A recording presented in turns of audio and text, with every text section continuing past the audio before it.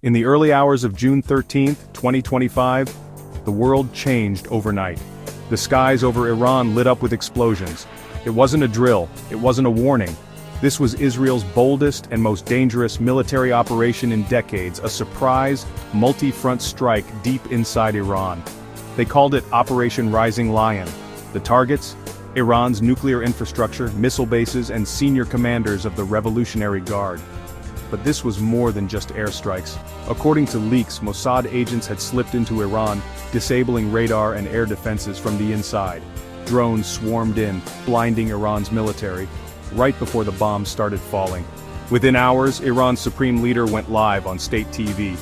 "This is an act of war," he declared.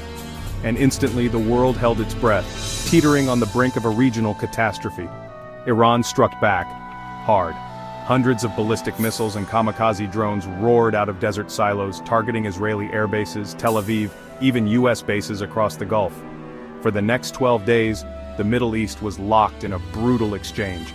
By day 5, Iran had launched more than 550 projectiles. Israel's Iron Dome and Arrow systems intercepted most, but not all. Cities shook. Hospitals overflowed. Civilians paid the ultimate price.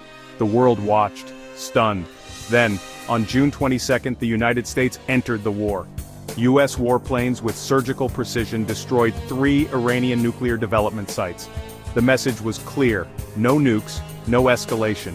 And for a moment, it worked. Behind closed doors, diplomats raced to stop the spiral. In Geneva, Qatar, and secret rooms, a deal was hammered out. On June 24th, a ceasefire, brokered by Qatar and former US President Donald Trump, finally took hold. But the cost was staggering. 935 Iranians dead, including commanders and scientists. Over 4,700 injured. 28 Israelis killed, hundreds wounded. Iran's critical nuclear infrastructure destroyed. Secret missile depots exposed and obliterated. Iran's leadership claimed victory and survival, but behind closed doors, the regime cracked down. Over 700 arrests, suspected spies executed, a new wave of surveillance and censorship. And yet, something surprising happened. The war reignited Iranian nationalism. For the first time in years, even regime critics rallied behind the flag, united against a common enemy. In Israel, tensions simmered beneath a fragile calm. Some called the operation a success.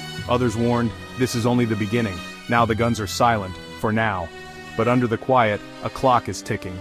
Damaged nuclear programs, rising anger, and 2 ancient enemies with unfinished business. The real question: what happens when the ceasefire breaks?